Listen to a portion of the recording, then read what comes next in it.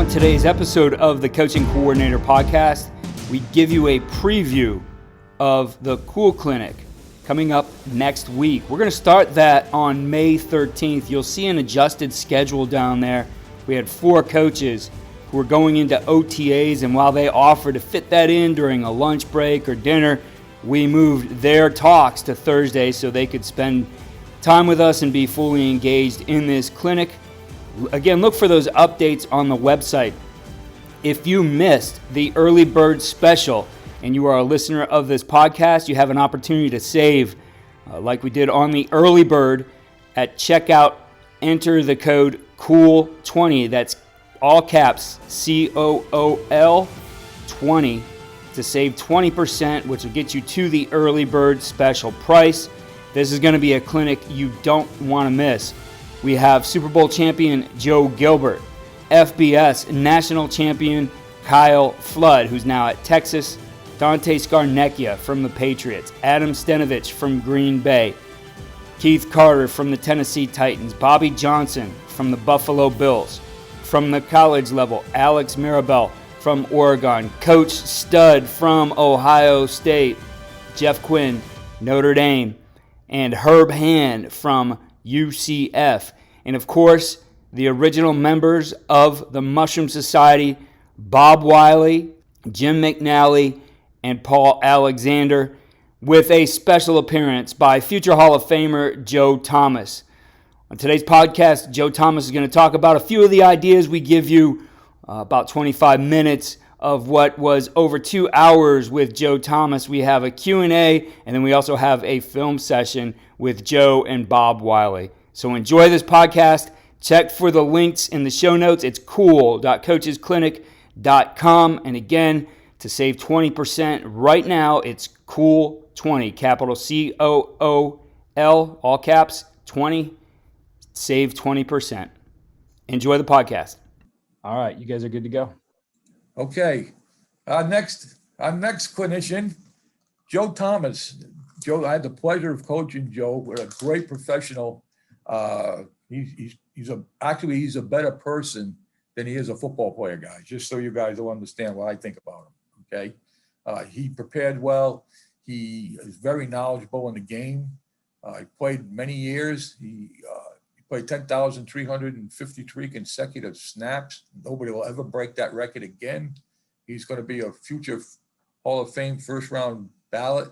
I said, I used to kid with Joe. He used to say, who's better, Anthony Munoz or Joe Thomas? And, and they said, well, Anthony's got the yellow jacket. I said, it's not the yellow jacket, right? It's anybody can buy a yellow jacket. It's when they give you the blue ring, Joe. That's what's not many people get the blue ring. So, yeah, without ado, we're going to have Joe Thomas, and what I'll do is I'll ask him some questions, and Joe will go ahead and answer the questions and give you as much information as he can. All right. So without ado, Joe Thomas. Hello to the guys, Joe. I know they'll be happy to see you. Yeah, Bob, I'm really excited to be here today, and I'm very thankful that you've asked me to come and share some wisdom and some knowledge, and hopefully give people a little view into the twisted mind that we have, and probably why we got along so well when you were coaching me in Cleveland, because we saw the game a certain way, and I think that could be beneficial. So I think this is going to be a fun little session here. It was amazing working with Joe, how we looked at the game almost identically the way we looked at it as a coach to a player and a player to a coach. It was really quite enlightening for me. Okay. You've seen a number of offensive linemen, in your time.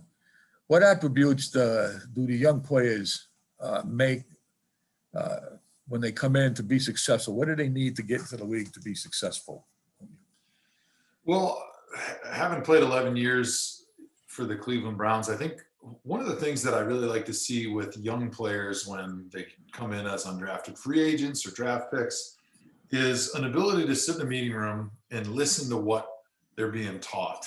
And it doesn't really matter where they are from a skill standpoint or a technique standpoint, but they need to be able to hear the coaching or see it and to be able to go out in the field and to be able to replicate what you're asking them to do. You know, there's a lot of guys that are great athletes that have this mind and body block where the things that they see and hear and they want their body to do, they can't get it to do it. And the guys that are typically the best professionals are the ones where you can tell them something like, hey, I want you to kind of put your hand a little bit more like this, or in your pass set, I want you to turn your knee a little bit this way. And they're able to do that and replicate that with very little training and very little additional practice, because that's how you get better as an offensive lineman. Like, nobody comes out of the womb as a great offensive lineman because everything we do is unnatural, right? You're sprinting backwards in pass pro, and then you're going to try to stop a 300-pound man that's running at you full speed. Or in the run game, you're running like a gorilla with your legs wide apart, and you're trying to create force from the ground up through your feet. Like, these are unnatural things that are not that you're not born with. Like, it's not like throwing a football. Like, everybody's been throwing baseballs and footballs since they were a little kid, right? And so it's a natural thing. Everybody's been running since they were 2 years old. And so being a receiver and running and catching and being a quarterback and throwing the ball and being a defensive player, tackling and wrestling, like, those are natural things that you've done your whole life. But being an offensive lineman takes practice, it takes repetition, and it takes an ability to do something that's completely unnatural and make it second nature. And I think the most important part of that is being able to hear or see something and being able to replicate it. Because if you can't do that, I don't care how great of an athlete you are, you'll never be a great offensive lineman. Discipline and patience plays a part of that too, I'm imagine. Okay, what separates the good coaches, okay, from the other guys? What separates the good coaches, and then you get the, hey, this guy's a pretty good coach, or this guy's, okay, just another guy? Yeah, I think the best coaches that I have had were, besides Bob, of course, which you would fall into the great coach category. I think the best coaches that I've had understand that not every player, not every person learns the same way. And so they have a high level of emotional intelligence to be able to see their athlete and to be able to understand, hey, this player, he learns best when I draw it up on the board. Hey, this player learns best when I tell him what to do. Hey, this player learns best when I show him film of exactly what I want to see from him. This player learns best when I make him take notes in his notebook. This player learns best when I make him put flashcards together. Like, understanding how to get the most out of your players comes down to learning what they learn in the manner the best. Like, how do they learn something the quickest? I think that is so important. And I think the other part is understanding techniques can be different for different players, but understanding how to take the technique that you want to see and fitting it to that player's skill sets. Because, my pass set might look a little bit different than Mitchell Schwartz's pass set, than David Bakhtiari's pass set. But that's okay, because there's a lot of ways to skin a cat. But how do I, as a coach, lean on my experience and help that player get better without just making him try to look like what I think he needs to look like? Because there's a lot of different ways that you can pass set, that you can run block, that can be very effective. And finding the best way for that player, how that guy's bone structure is built, how that guy's athleticism is expressed in his body. I think those are all things that make a great coach. It's amazing, and the end result is the product, and the end result is the production of the player, regardless of what it looks like. Your guy does not make the play. That's important. However you do that. I think that's a great point, Bob. I think one thing as offensive players, offensive coaches, myself included, sometimes we lose track of the main thing. And one of my favorite quotes is, keep the main thing the main thing. And as an offensive lineman, the main thing for me is not letting my dude make the tackle. Like, in the end, would I love to pick him up and slam him on the top of his head and jump on top of him and give him the people's elbow and stand over him and do one of these? But that's not going to make the difference of my quarterback being able to throw a touchdown. If I just stand there and I block him and I lock him up, that's not going to really make the difference of my running back being able to hit the hole and be able to press and cut and then win at the second level against a linebacker or a safety. Like, that's the main thing. So I don't want to risk giving up my man making a play because I want to murder my guy.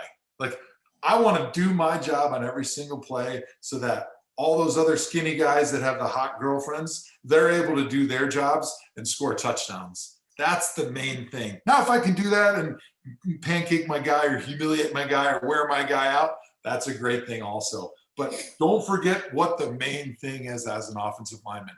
You got to block your guy. You got to do your job. Excellent. Excellent. What advice would you give to, you've already given it, I'll come up with a better question for you. Which ways, what ways do you have to help offensive tackles in loud stadiums on the silent counts? Okay. What operation that you go through, we get into noisy stadiums, like you go play in Denver or you're in Oakland or you're in Seattle, which is a noisy stadium or city. What advice do you give the young tackles, okay, on the silent count? So I actually like the silent count better than I like the verbal count by the time my career was over, because the way we did the silent count with our center, we were all on the same page, and I knew exactly he was going to snap it at an exact moment, and I could anticipate that moment. Sometimes with quarterbacks, when they're giving their verbal cadence, as much as they try to give the same cadence with their mouth, they tend to get excited sometimes, they'll slow it down sometimes, and it becomes difficult to anticipate exactly when they want that ball, especially if there's a blitz coming or if they're getting excited and the shot clock's running down or they see an uncovered receiver.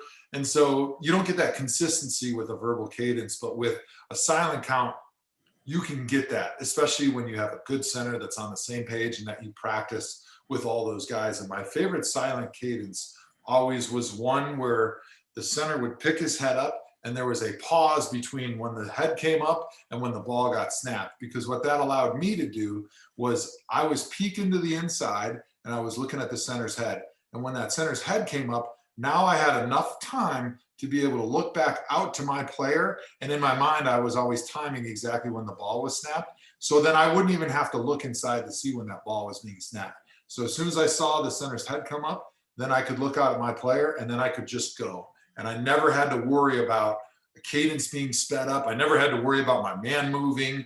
I never had to worry about him changing his technique or all of a sudden me missing a blitz, because I had enough time after the center picked his head up to be able to look to the outfield and see what was happening. And so I always had that comfort when we were in the silent cadence that I was going to get off on time and that I wasn't going to be surprised with what the defense was doing. The silent counts that I don't like are ones that the ball gets snapped when the center is still picking his head up, because a lot of times I'm looking inside and I'm starting to move as my head is moving, and that throws off my equilibrium. When I'm going from looking inside to looking out here and I try to move back into my pass set at the same time, it always threw off my balance and equilibrium a little bit. So that was obviously what we would do if we were going on one. Obviously, it was one head bob. But you can do a lot of variations of it. You could do the one head bob. You could do the two head bobs. You could do the one head bob with a turn to the left and then a snap. You could do the one head bob with a turn to the right and a snap. So you can do a lot of variations, but as long as we had the same pause between when that head came back to the middle and the ball was snapped, I was able to get off exactly perfect every time. And so we would say on one was just a head bob. We would say 1L or 1R was if you picked it up and looked to the left or looked to the right. And then you'd have a Largo count, which would be head up. And then if the normal snap was one count, we would just double it. So on one would be like this, snap. On Largo would be like this, don't snap, snap. So that was a really dangerous one for the defense, because usually you don't see the head bob coming up and then a 2 count before the ball gets snapped. So we were almost always ahead of the defense when we went with the Largo.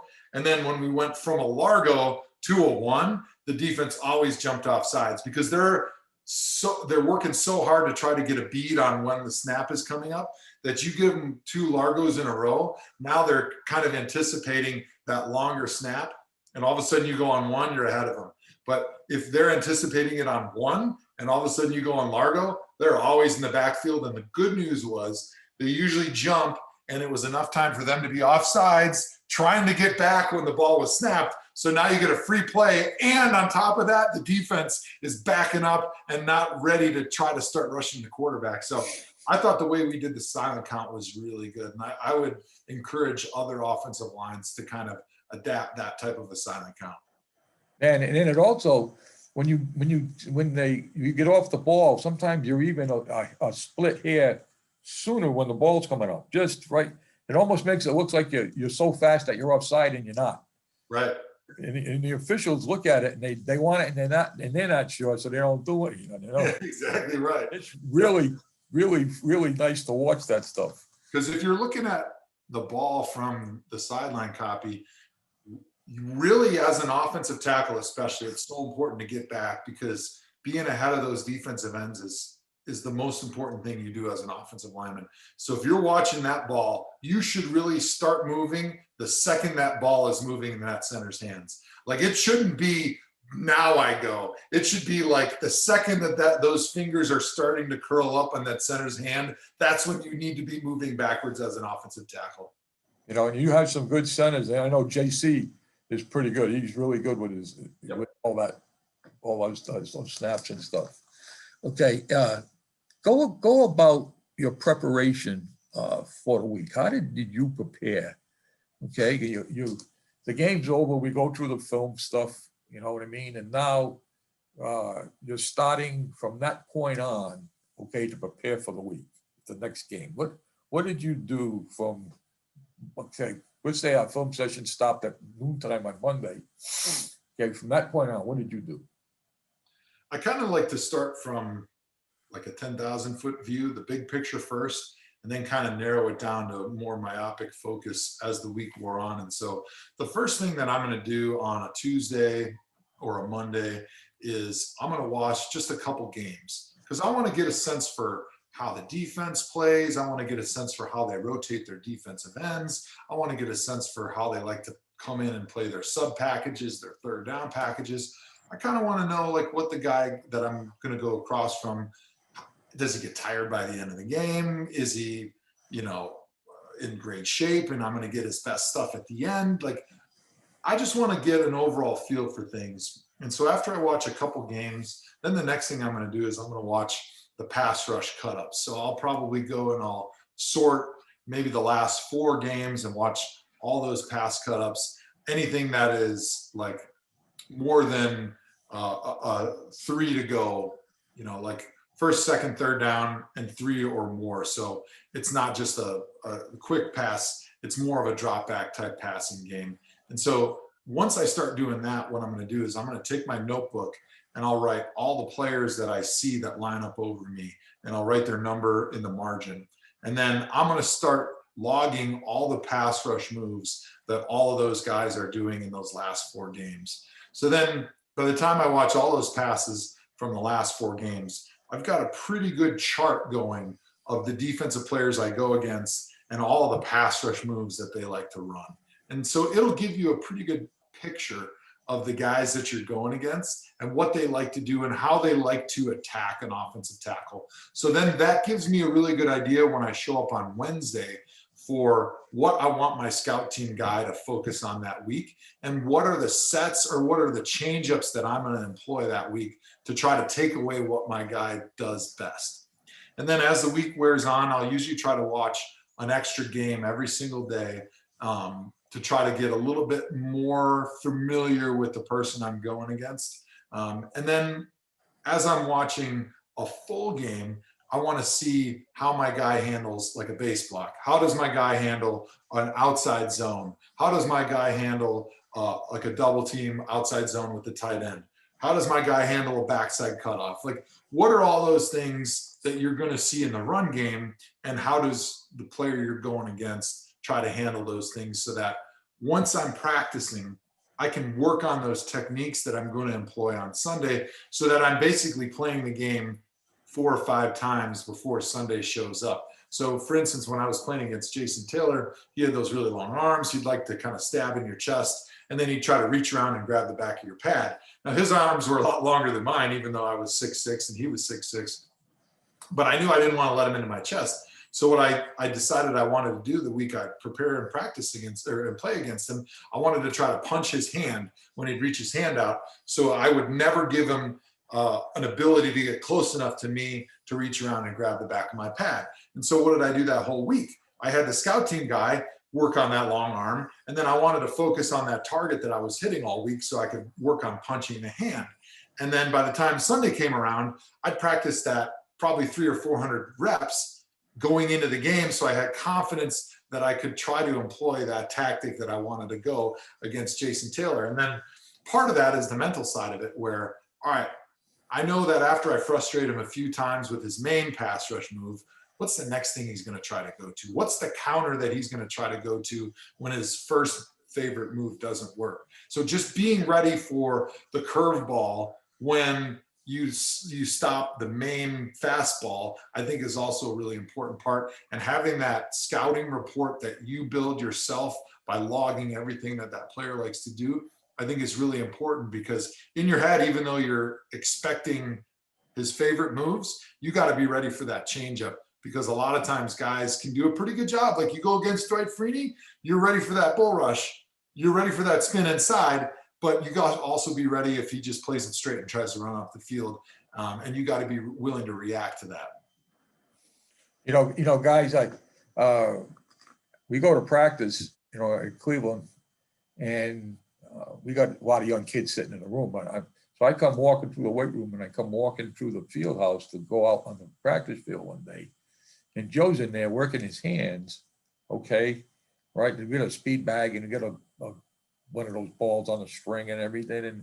And here's a player that's been around 10 plus years, is an all-pro guy, okay? And he's still practicing, right, what he needs to do, okay, for that week.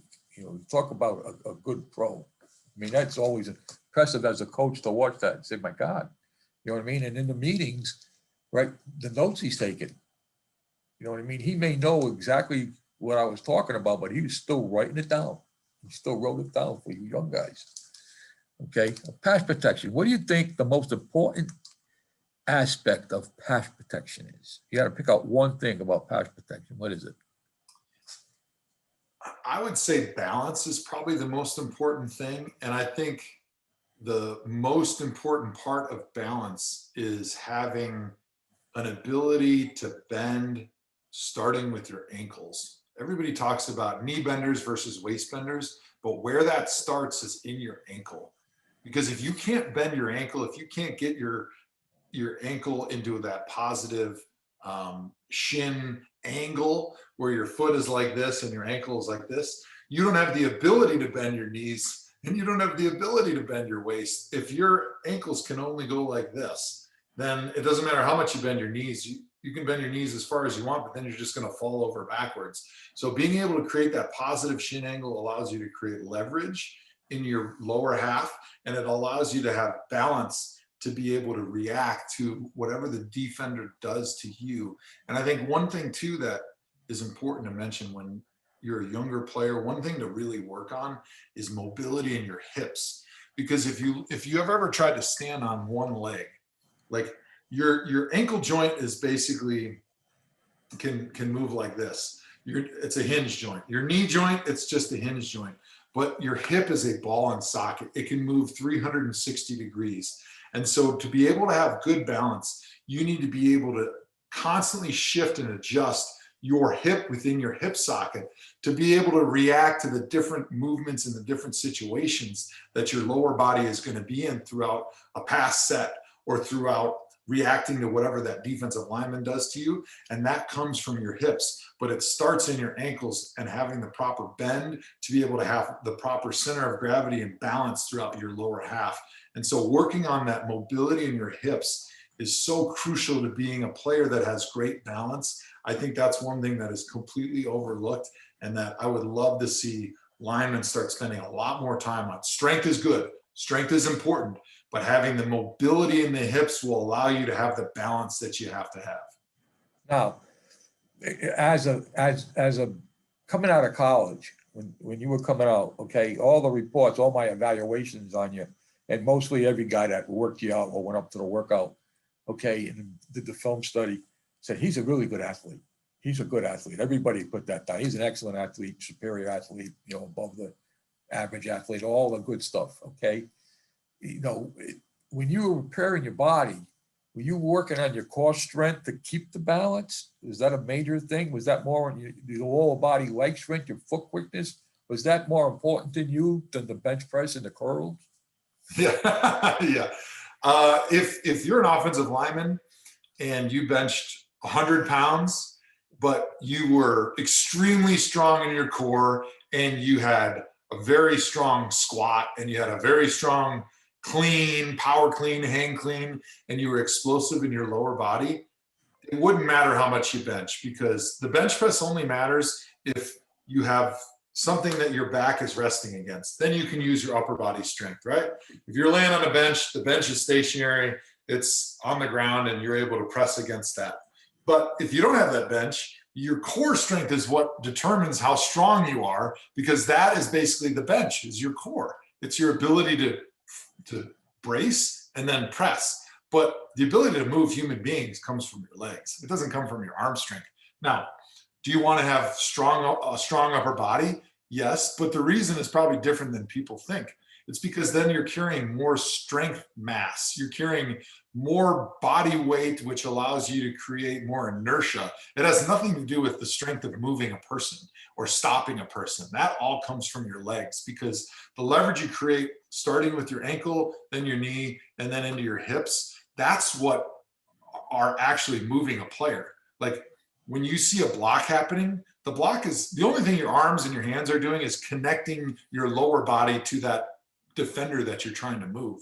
You're never doing this unless right at the end of a block, you're going to finish a guy. Then maybe you're pushing him a little bit. Or, if you're kind of holding on to your ass in pass pro and you're trying to push a guy by a quarterback, you might push him a little bit. But other than that, the pushing with your arms has no relevance whatsoever to blocking somebody else. That all comes from your legs. That all comes from the ground. And so the bench press is almost an irrelevant exercise when it comes to measuring an offensive lineman's ability to move. Yeah, I used to tell you guys, I said, the curls on the bench press all night may get you a date, but you ain't going to block anybody. No. You know what I mean? There you go, guys. A sneak preview of the C.O.O.L Clinic. Just a tremendous session between Joe Thomas and Bob Wylie. Again, there's going to be a film session as well. One of the highlights of this particular clinic. This is the premier offensive line clinic. If you're a guy who's never been to it, once this thing goes live, you may want to make that trek to Cincinnati, but we look to be back here virtually when that happens as well. This clinic is all virtual, again, starting May 13th and going through Saturday. Each guy has an hour to an hour and a half, depending on who it is, session to talk, whatever topic they have, as well as a 30-minute Q&A where you can interact with them. If you are an offensive line coach and you're missing this one, you are really missing an opportunity to develop and grow. Again, save now. Go to cool.coachesclinic.com. Enter the code for the single pass at registration, all caps, C-O-O-L 20, to receive a 20% discount and attend the C.O.O.L Clinic. Thanks for listening. Follow all we're doing at coachandcoordinator.com and follow me on Twitter at Coach K. Grabowski.